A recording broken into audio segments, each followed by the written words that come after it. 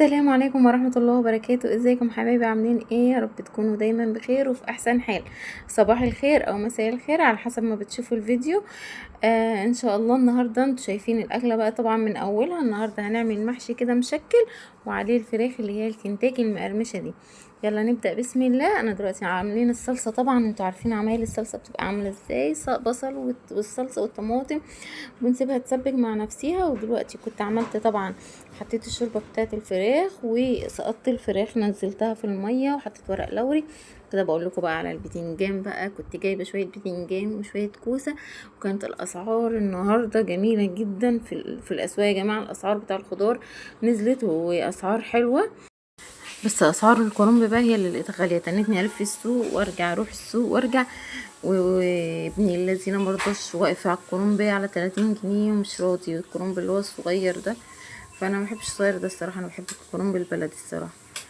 بس قلت بقى انا هعمل ايه، اعمل بتنجان وكوسه وفلفل النهارده، وان شاء الله بقى اعمل ورق عنب حلو قوي ان شاء الله. فقلت بقى لا، انا هعمل لهم ايه النهارده محشي كده وايه، ونعمل الفراخ ديت. جبت لهم كيلو 2 كيلو وراك كده، وجيت اسمى الدبابيس لوحدها والصفح لوحدها. وقلت ايه لا، هنعملها لهم محمره كده بخلطه ايه الكنتاكي، زي خلطه الكنتاكي كده. بس وبعدين نزلنا الرز بقى وهنبدأ نحشي بقى. اللهم صل وسلم وبارك على سيدنا محمد عليه افضل الصلاة والسلام. ولو وصلتوا لحد هنا بقى ما تنسوش تعملوا لايك والاشتراك وتفعلوا زر الجرس عشان يوصلكوا كل فيديوهاتي الجديدة اول باول كده. يلا، ما هي القناة مش هتكبر غير بيكوا عشان انتم متابعيني وحبايبي. انا هنا بقى بنزل بالخضره، ما بنزل ما بخليش النار على الرز كتير. يعني بنزل بالخضره بقلب تقليبتين وبطلعها على طول عشان الخضره ما تغمقش معايا، عشان تبقى لون الخضره كده ايه حلو معانا كده. وادي الفراخ كمان غليت اهي، بدات تغلي. فانا بديها يعني ما بخليهاش تغلي اكتر من كده، وهطلعها دلوقتي على طول من على النار. وبعد كده هنبدا في ايه، في الحشو بقى. انا جبت البتنجان النهارده، كان الاسعار البتنجان كان عامل 10 جنيه. وطبعا الاسعار دي بتبقى متفاوتة من بلد لبلد ومن منطقة لمنطقة طبعا. انا جبت البتنجان كان عامل 10 جنيه، والكوسة كانت عاملة 12 ونص، والفلفل كان عامل 10 جنيه. فجبت بقى 2 كيلو بتنجان وكيلو كوسة تقريبا، او كيلو كوسة، كيلو وربع كيس كوسة. وجبت نص كيلو فلفل. بصوا انا قلبت الخلطة اهيت، وقلت بقى ايه، هبدأ احشي بقى. نبدأ كده نسمي الله ونبدأ نحشي. كنت طبعا مجهزة الحلة ومجهزة وقورت البتنجان وقورت الكوسة وكنت وريها لكم. قلت بقى ايه، هبدأ احشي بقى بسم الله كده. فقلت ايه، نسمي الله كده ونحشي. وكان والله كانت، بصوا وانا حشيتهم وانا واقفة ما خدوش حاجة. يعني الحشو البتنجان ده ما بياخدش حاجة، مش بيبقى صعب زي حشو المحشي. عندنا الحشو لف المحشي ده، انا بصوا لف الكرنب. انا ما بصوا والله العظيم انا بكره قعدته، بس لكن انا بحب اللف بسرعه، بلفه بسرعه يعني. بس القعده بتاعته ممله جدا. بصوا بقى، انا بدات كان الرز لسه سخن، فكنت بحاول ان انا اعمل بالمعلقه، بس ما عرفتش طبعا، لازم نستعمل ايدينا على طول يعني. كنت رايقه بقى طبعا ساعتها. كانوا الاولاد في الامتحانات، يا ربنا ينجحهم يا رب العالمين، ربنا ينجح اولادنا واولاد المسلمين اجمعين وما يخيب لهمش تعب يا رب العالمين.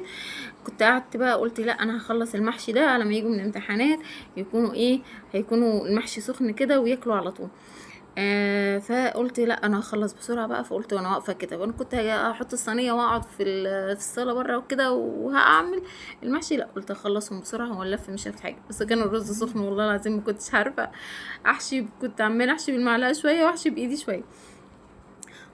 كنت بصوا انا كنت بقور بقى. انا على طول في العادي بقور ان البتنجان والكوسه والحاجات دي بقورها من بالليل، لو كنت ناويه يعني ان انا اعمل محشي، فبقورهم من بالليل عشان يبقى الوقت معايا فاضي. بس انا كنت فعلا اليوم ده كنت فاضيه جدا، وديت مالك المدرسه وكده، وانا راجعه جبت الحاجه ديت وقعدت بقى انا ورحمه ايه، رحمه تناكف فيها شويه وانا ناكف فيها شويه. فايه لحد ما خلصنا تطوير البتنجان يعني الحمد لله.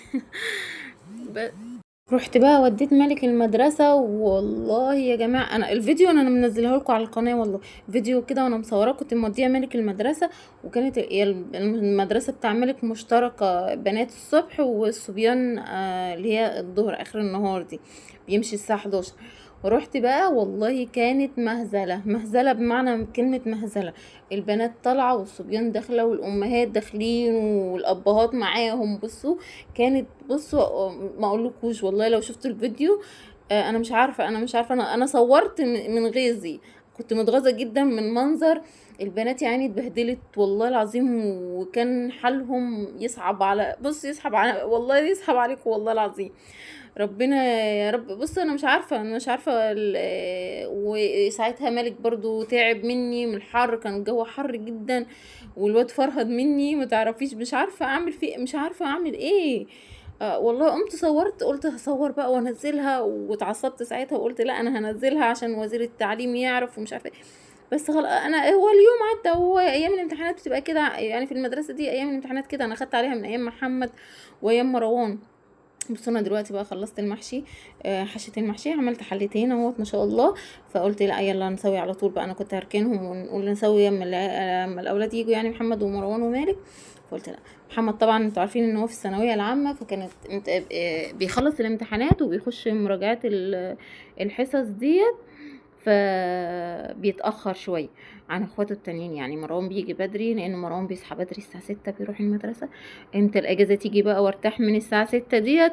انا مستنية بكرة بفارغ الصبر يا جماعة، والله مستنية بكرة بفارغ الصبر على ما مروان بس يخلص المدرسة بتاعته ديت، عشان الصحيان بدري ده تعبني والله. اهو كده بدأت ازود بقى المحشي وهغطي عليه. يعني هو مش بياخد وقت المحشي، الكوسة والبتنجان مش بياخد التزويد، ما بياخدش وقت يعني. نص ساعة بتكون خلاص الأكلة اتظبطت ما شاء الله. هو غلبته في التقوير والحشو يعني بسيط يعني. فبدأت بقى ازوده وقلت بقى ايه. كانت رحمة بقى في الوقت ده كانت صحيت. ايوه رحمه بدات تصحى، وكانت بقى قعدت تعيط عشان كانت عايزه تاكل. فانا قعدت بقى قلت لها ايه، قعدت اسليها بقى وقعدتها على جنبي على المطبخ. هتشوفوا مش عارفه هتيجي ولا لا اللقطه بتاعتها، قعدتها جنبي على المطبخ. وبدات بقى احمر لهم الفراخ، الخلطه بتاعت الكنتاكي ديت. والله يا جماعه جميله قوي. هبقى اقول لكم المقادير بتاعتها عشان انا نسيت اقول لكم المقادير بتاعتها. وهنشوف وهقول لكم عليها. والنوع اللي انا بستعمله اللي هو الحاجات المقرمشه دي بتاع الكريسبي دي جميله قوي. بتخلي الفراخ معاكي مقرمشه وما بتاخدش وقت. بس اهم حاجه تطلعيها نص سوا، يعني ما تسويهاش قوي في الشوربه عشان ما تتهريش معاكي في التحمير. كده بقى تكون اكلتنا ان شاء الله خلصت النهارده. المحشي بتنجان ومحشي كوسه ومحشي فلفل والفراخ وفراخ محمره. وهغرب بقى بغرفها على طول. انا بغرف في الصينيه الكبيره يا جماعه على طول، عشان احنا عددنا كبير يعني. ما بغرفش بقى في اطباق وكده. فبغرف بجيب الصينيه اللي هي بتاعه العشاء ديت، عندي صينيه صغيره كده وسط. فبغرف فيها على طول، بفضي البتنجان على الكوسه والفلفل وبحط الفراخ عليها على طول، وبناكل بألف هنا وشفا. على فكره انا بحب قوي ان احنا نبقى ناكل من طبق واحد كده، بتبقى حاجه مميزه وحاجه حلوه يعني. اللهم صل وسلم وبارك على سيدنا محمد. ولو وصلتوا لحد هنا ما تنسوش اللايك والاشتراك وتفعلوا زر الجرس عشان يوصلكوا كل الفيديوهات الجديده. القناه قناتكم مش هتكبر غير بيكم.